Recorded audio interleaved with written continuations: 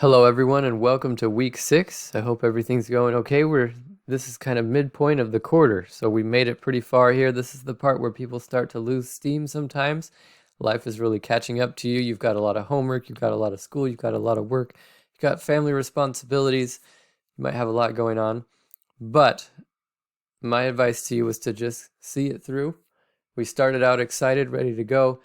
Try to try to just hold on to that energy you started with. We've got 6 weeks down almost, and then we'll have 6 weeks left about.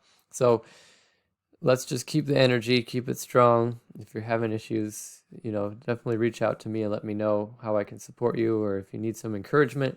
But moving forward on this next assignment. So for week 6, we will go back to the summary and the feedback you got last Saturday, and you're going to revise your summary for your second source. You're going to go respond to your peers' similarities and differences sections, and then you're going to write your strengths and weaknesses section and post it on the discussion board. So these sections get confused. People confuse them a lot. What's the difference? Make sure you look at the instructions and really pay attention to those. But just remember, this is about how they're similar and different in what they're arguing, your two sources, how they're different and similar in their argument. And this is about the strengths and weaknesses of both sources. So some people talk about strengths and weaknesses here. Make sure you don't do that. You just talk about here's what they agree and disagree on, their similarities and differences. And this is more about comparing strengths and weaknesses. Again, look at those sample papers in the previous week, and that'll give you good models. Thursday night, you're going to go back and revise similarities and differences based on the feedback you got, and take a look at it yourself and do some revision. Then you'll respond to your peers' strengths and weaknesses sections, and you'll post a full draft. So you're going to add your conclusion, compromise, and your works cited, and then post that all on a big class discussion board. And then Saturday night, you'll revise the strengths and weaknesses section and submit that. And you're going to respond to a peer's full synthesis article. So you just need to respond to one peer.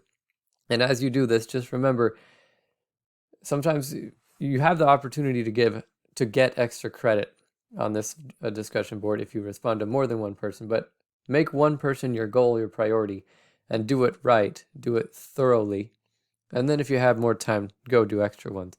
Sometimes people will post 4 responses, but they've only posted 3 comments on each response. So they're not really getting extra credit there because this is meant to be more involved, more comprehensive. There's a series of questions I give you. You need to answer all those questions in response, and you need to embed your comments, ideally, in a Word document for your peer. And so when you do this, it should be very thorough and very detailed, your feedback.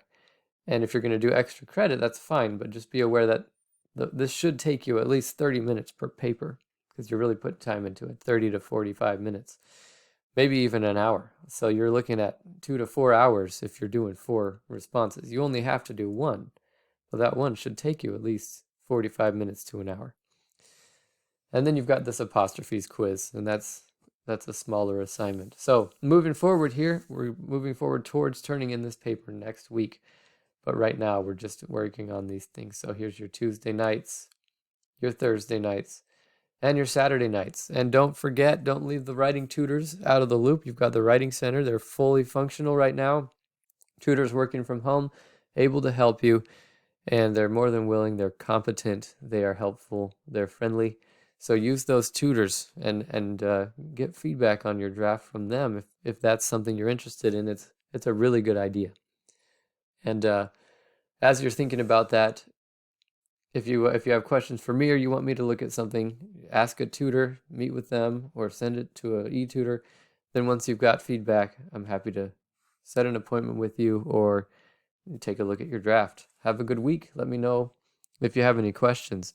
And this article, people get confused because they've never written a paper like this before. So I'm happy to answer questions at any point. I don't want you to think you have to meet with a tutor before you send me a question. No. But if you want me to take a look at your full draft, for example, just make sure you meet with a writing tutor first so you get that initial feedback. And then you can meet with me for the second version. Or you could, meet with the writing tutor multiple times and then have me look at a draft. I'm happy to do that too. But those writing tutors, that's kind of our first line of defense, and they're going to catch a lot of the things and help you. And then you can bring it to me for kind of the last look over. And I'm happy to do that. Always happy to answer your questions. Always happy to meet with you in my office about questions and look at your drafts. So I'm just trying to help you utilize all your resources. If there's anything I can do, please feel free to reach out to me. If you've got crisis in your personal life preventing you from doing your homework, please let me know and we'll work it out together. All right. And I just wanted to let you know there's other resources here if you need them. There's counselors on campus at CBC. There are food resources. There's internet resources. There's technology resources, laptop checkout.